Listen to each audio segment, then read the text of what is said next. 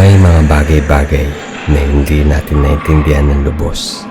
Mga bagay, uuri, na hindi rin napapabilang sa ating ginagalawan. Nagkukubli sila sa dilim at walang hanggang san sinukob. Mga alagad ng kasamaan, nagmamatyag at kalaunan maghayag ng kanilang mga sarili. Mga bagay na umiiral sa walang muwang na kaisipan ng sangkatauhan na magiging isang bangungot. Halika't samahan niyo ko sa mundo ng karimlan.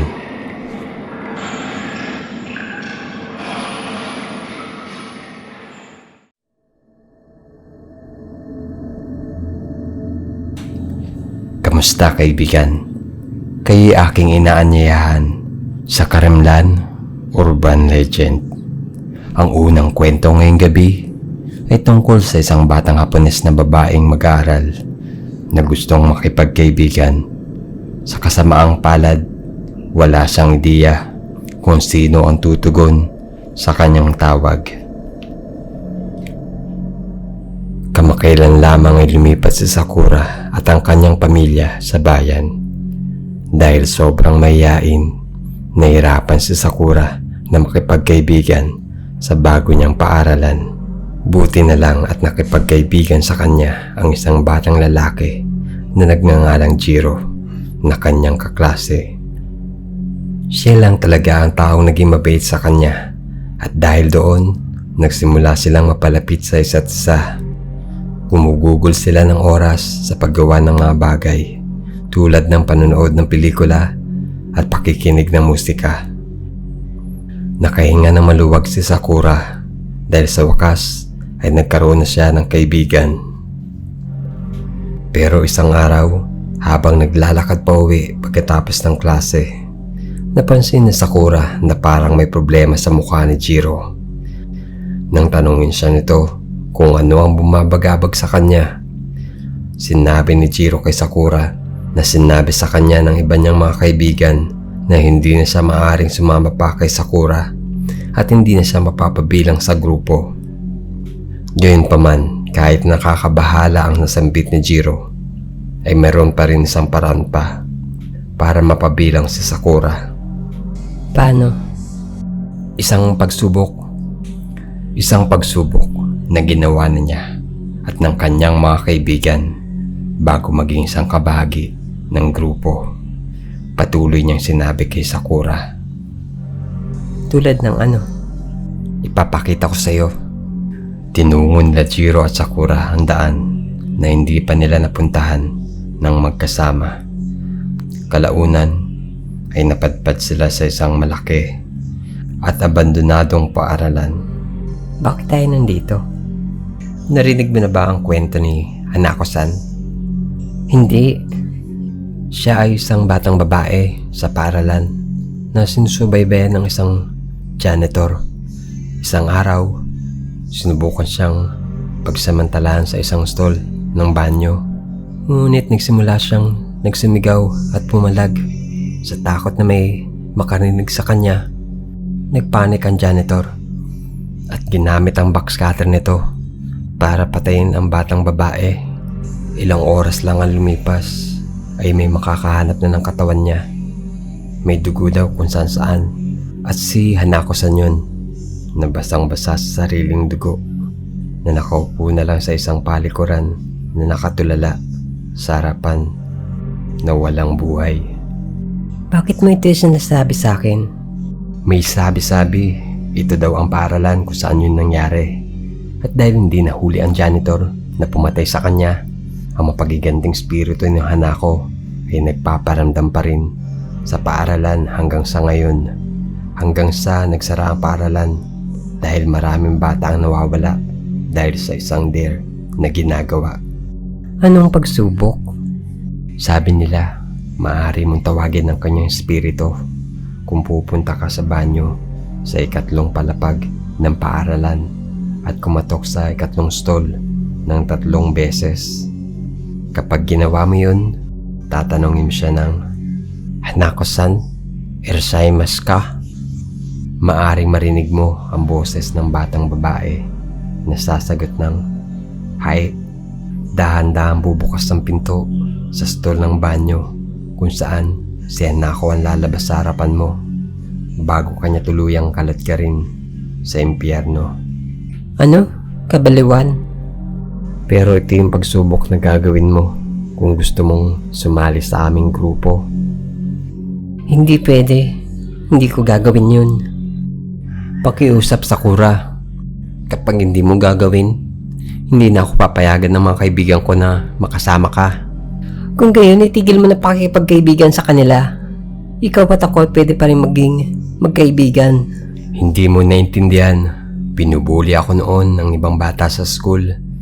Kung hindi pa nagdesisyon ang mga kaibigan ko na protektahan ako at isama sa kanilang grupo, hindi ko alam kung paano ako makakaligtas. Ngunit hindi ko maintindihan kung bakit kailangan gumawa ng ganito para lang sa pakipagkaibigan. Dahil gusto lang nilang malaman na tapat ka sa kanilang grupo. Alam kong takot ka, pero isa lamang itong kwentong bayan. Isang alamat. Wala pang nangyayari sa amin ni isa sa pagsubok na ito. Pangako, ayos lang ito. Pagkatiwalaan mo ko.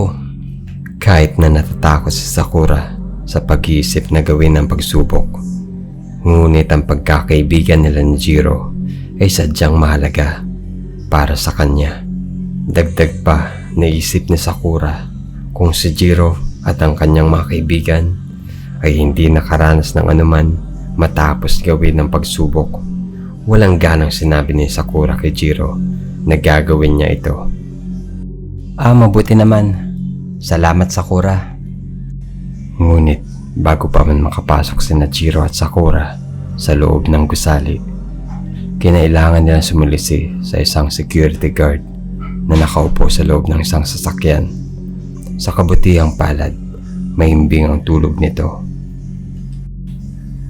Madaling pumasok sina Jiro at Sakura sa isang bintana sa unang palapag. Pagdating sa loob ng paaralan, nagsimulang magdalawang isip si Sakura tungkol sa pagsubok nito. Sapagkat napakadilim at nabubulok na ang mga dingding, siya ay nakaramdam ng takot. Pero ayaw niyang biguin si Jiro, kaya kahit napipilitan, nagpatuloy si Sakura. Makalipas ang ilang minutong paglalakad, paakyat ng hagdanan, nagtungo sina Sakura at Jiro sa palikuran sa ikatlong palapag.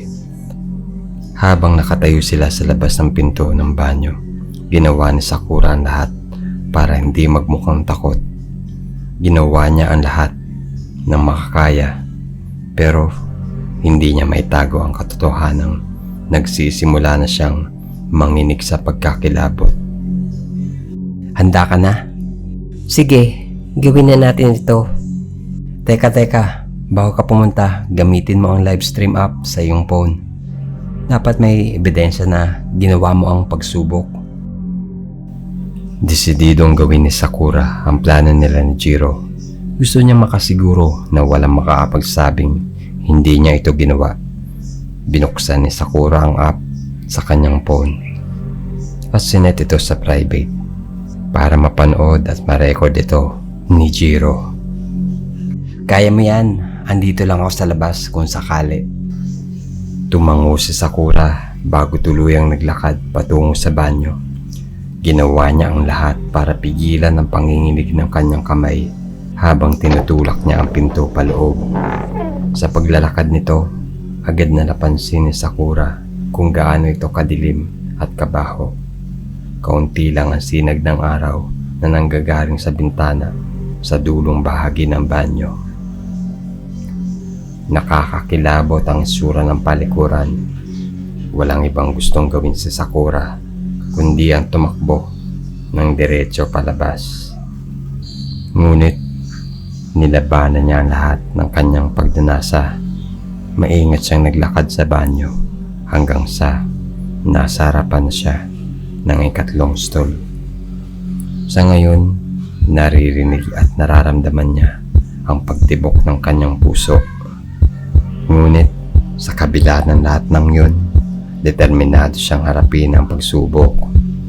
Dahan-dahan niyang itinaas ang kanyang braso patungo sa pintuan ng stall bago tuluyang kumatok ito ng isa, dalawa, at sa wakas, tatlo. Sa takot, nangatal ang kanyang bibig at pilit na sinambit ang katagang. Anak ko san, rasaimas ka. Kabadong nakatayo sa harap ng pinto si Sakura na hindi alam kung ano ang mangyayari.